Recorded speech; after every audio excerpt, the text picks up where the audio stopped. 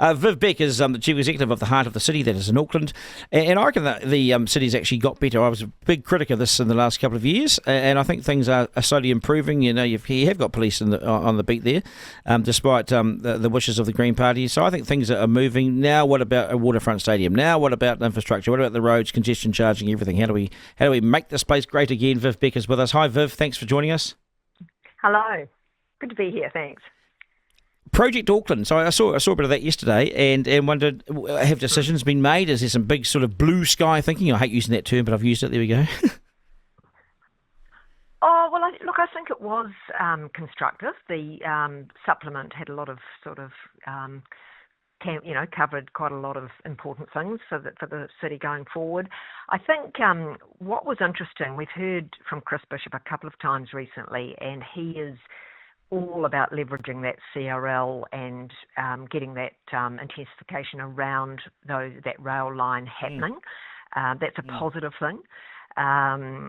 Particularly if you think in the central city, we need more people, and we're sort of ripe for apartment living, near those new stations. So I think that's been good.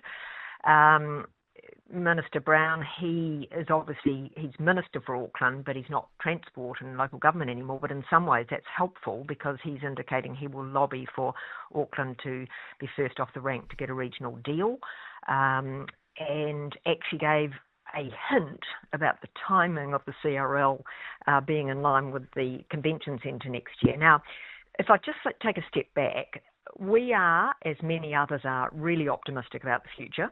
It's been a huge decade with massive problems, as you know, and it's been very difficult for small to medium businesses, and you've heard a lot about that from us and others.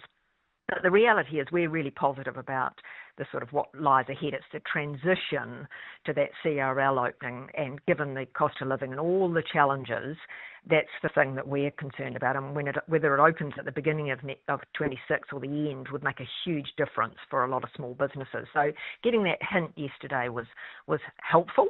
It's not a firm date. Nobody will give one, not for the lack of asking.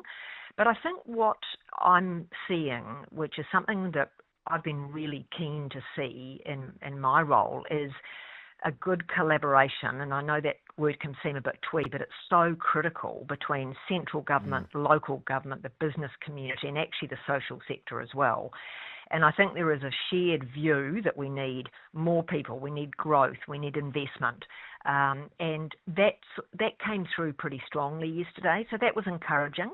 I think there is, much needed discussion about how to take that forward now. The regional deal would be a good sort of platform to build from, but actually working out how most effectively things can happen now that are so essential to support that growth and investment is really the key thing that needs to happen now. But I thought it was an encouraging discussion, yes.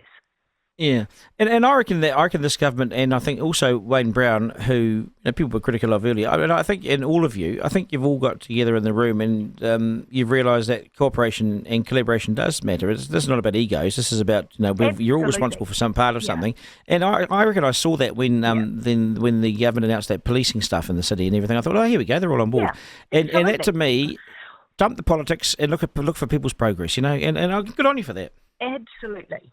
Yeah, and that's been something I firmly believe. I think strong, results-driven leadership is vital, but collaboration is key. Because let's face it, I remember saying early in about March 2020, this is bigger than any one organisation, what is happening here. This is massive, not only an economic hit, but major social issue from it. It was just an incredible impact. It's something I hope none of us see again.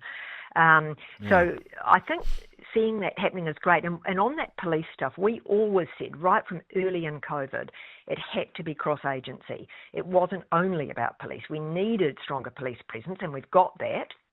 Still a wee way to go, but they've agreed to a station, which is something we wanted to see.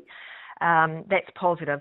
But there's also that the right people dealing with the right issues. And we've actually got the framework in place now where there are professional mental health people, for example, that can engage with people on the street. There's a focus on the housing. Still a way to go, but it is that cross-agency approach, and the government has been very supportive of that. And Minister Mitchell, we meet with him regularly, and we have been talking about all of those things and how we can keep improving, but definitely a lot of good results starting to happen.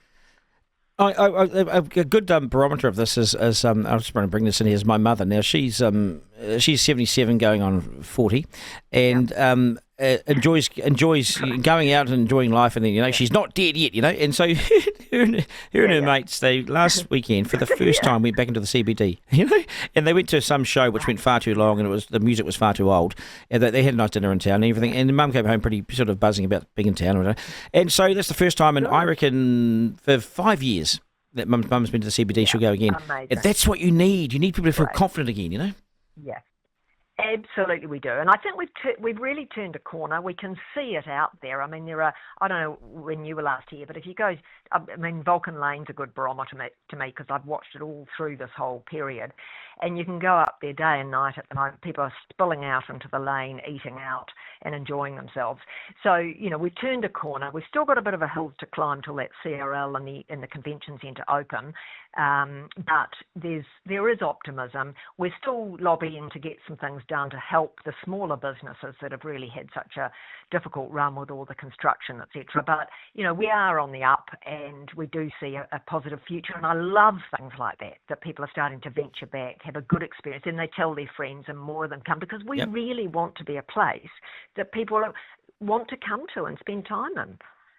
So I'm now getting requests from my son and his mates to drop them in. So they're Mount Albert Grammar boys, and so I bring them into town because they want to do manus at the down at the pool there, down the water there.